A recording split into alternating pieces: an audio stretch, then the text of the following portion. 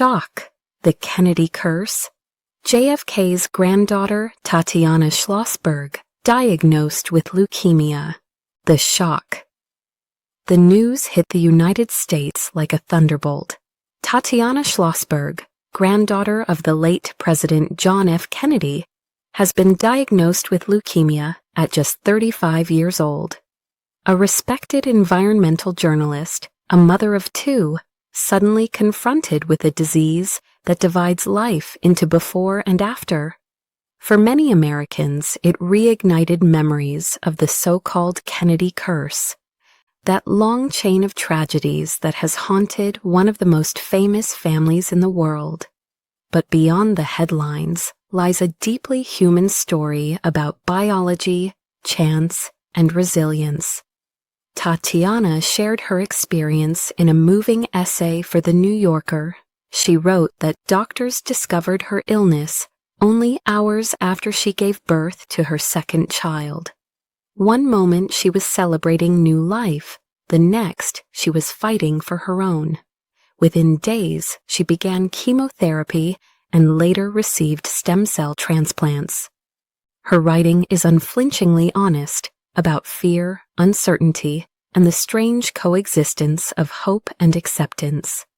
Her story reminds us that cancer doesn't choose by wealth, fame, or family name.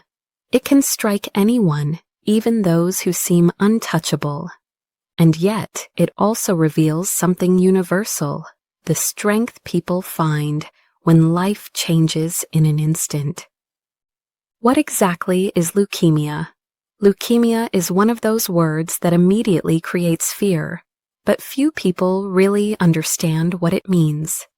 In simple terms, leukemia is a cancer of the blood, or more precisely, of the bone marrow, the place where all our blood cells are made. Every day, billions of new cells are produced. Red blood cells that carry oxygen, white blood cells that fight infections, and platelets that help blood clot. For this to work, cells must grow, divide, and mature in perfect balance. In leukemia, this balance collapses.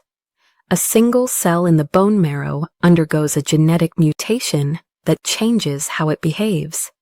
Instead of maturing normally, it begins to multiply uncontrollably, producing countless immature, dysfunctional blast cells. These blasts crowd out the healthy cells, flooding the bloodstream while the body becomes weaker. That's why people with leukemia often experience a wide range of symptoms: fatigue due to anemia, frequent infections because their immune system can't respond, and easy bruising or bleeding caused by a shortage of platelets. Tatiana Schlossberg was diagnosed with acute myeloid leukemia, AML, one of the most aggressive forms. It develops within weeks, sometimes days. In AML, the very cells that should protect the body turn into its biggest threat. The blood, the essence of life, becomes the battlefield itself. Early symptoms and warning signs. Leukemia often starts quietly, and that's what makes it so dangerous. There are no obvious warning signs at first, no sharp pain or clear signal that something is wrong. Many patients simply feel off. They notice they're more tired than usual, catch colds more often, or bruise easily. Sometimes their gums bleed, or a small cut takes longer to heal. These are small clues that something inside the body isn't working the way it should.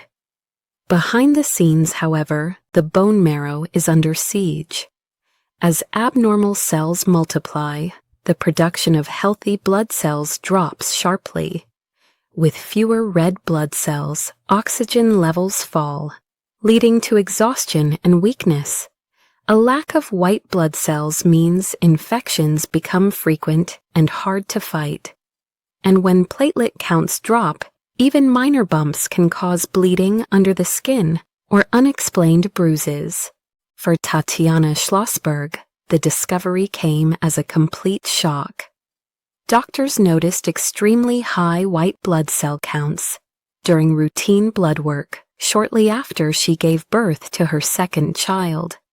Within hours, she was diagnosed with acute myeloid leukemia, a life-threatening illness that can progress rapidly if left untreated. Her story highlights something vital. These subtle symptoms should never be ignored. Fatigue, recurring infections, or unexplained bleeding aren't always just stress or low iron.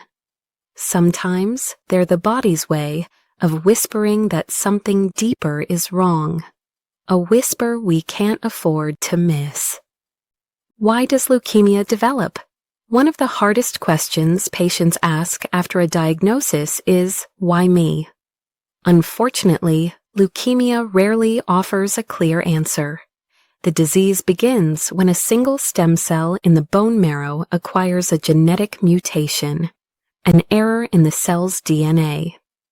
This mutation changes how the cell grows and divides. Instead of maturing into a healthy blood cell, it multiplies uncontrollably and produces endless copies of itself. Most of the time, these mutations happen by chance. They aren't caused by something a person did or didn't do. However, scientists have identified a few risk factors that can increase the likelihood of developing leukemia. Exposure to high levels of radiation, certain chemicals like benzene, or even past chemotherapy for another cancer. Smoking and some rare genetic disorders can also play a role. But in the majority of cases, especially in young people like Tatiana Schlossberg, leukemia appears out of nowhere. In Tatiana's case, doctors found a particularly rare genetic abnormality called inversion 3, a flip in a small section of chromosome 3. This mutation is known to make acute myeloid leukemia more aggressive and harder to treat. It's incredibly uncommon, and it helps explain why her disease progressed so quickly despite intensive therapy.